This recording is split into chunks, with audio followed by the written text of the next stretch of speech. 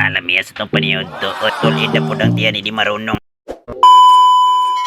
So what's up mga kadimarunong? So karon mga tutag San Remio. Kay dito ang binyo sa atong paniud to. Pipila ka minuto, naabot na ta sa San Remio. Aw syempre, snappy po na diha atong mga amigo. Ana man na, bitaw no. Samtang kita naglakaw no, napil po na nato ang kainit sa adlaw. Bati po na diha si Mr. Godship oh. Aw syempre, arita sa talisay magpalandong. Kay sobra na kay kainit ang panahon. Pisa din na sa tong migo diag ilimnon. Aw syempre, init ba ya ang panahon? O diri display na ang kanon. Kunya pagbawan din na sa tong mga amigo diya. Lumpia halang-halang og pansit bihon. Bati jud lami kay nang budulon. Aw syempre lami kay natong kaon karon. Samot na kay nay fried chicken ni Denden. Aw atong ipon ani mag-iking-iking. Ipon na magpalupig di atong halang-halang. Syempre sakto ra sa halang. Lami pa gud kayo. Inigtilaw nimo, magpangita jud kasi mong langlang. Ay sorry, wala lang. Tan-aw pa lang kay nako sila pag-display kumbati. Di ara ko mga amigo, o di po magpalkansi. Isap lang ang agi. Aw kumbati. Rada jud mga bade. Oops, ay sabi unsa man ni.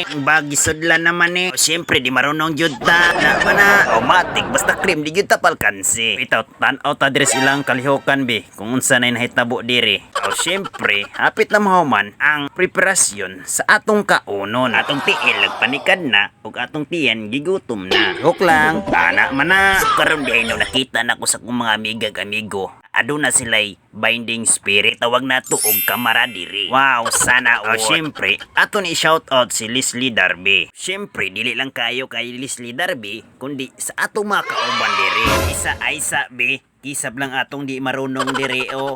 Ay dula, oy. Bita-bita no, adi lang kay nato dugayo no. Nang sugdan ang paniud to. Karon humanam tag-ampo diri ano. Aw siyempre ato nang sugdan ang pagpangaon. Aw siyempre hap-hap tag mayo makadi marunong oy. Iya pabayat ang biyahion.